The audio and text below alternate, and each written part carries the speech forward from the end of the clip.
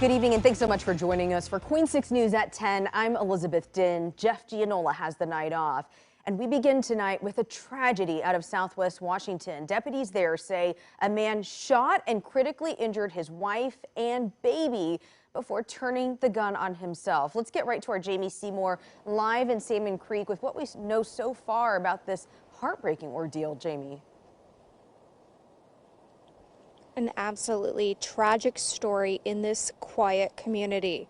A woman and baby are in the hospital with critical injuries, and police say the suspected shooter has died. While most law enforcement have left the scene this evening, some still remain continuing to investigate into the night.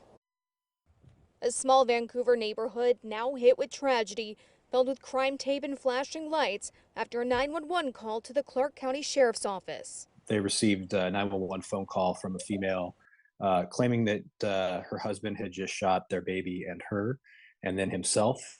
Deputies arrived at the home in the Salmon Creek neighborhood of Vancouver just after 3 p.m. Wednesday and found 3 people with gunshot wounds and immediately started first aid response.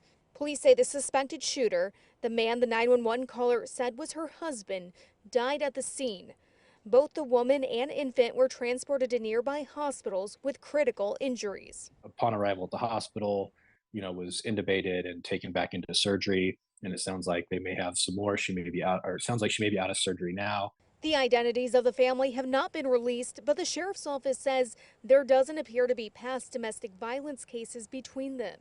There's nothing that we know of, at least initially, for just with a quick cursory look at any of the report stuff related to a history of domestic violence between the two. The sheriff's office adds that they're also not aware of any calls made to that home in recent years. The major crime units for both the sheriff's office and Vancouver police are both actively investigating, and as we get any new information about this tragic case, we'll continue to keep you updated here on air and online on KOIN.com. Reporting live in Salmon Creek, Jamie Seymour, KOIN 6 News.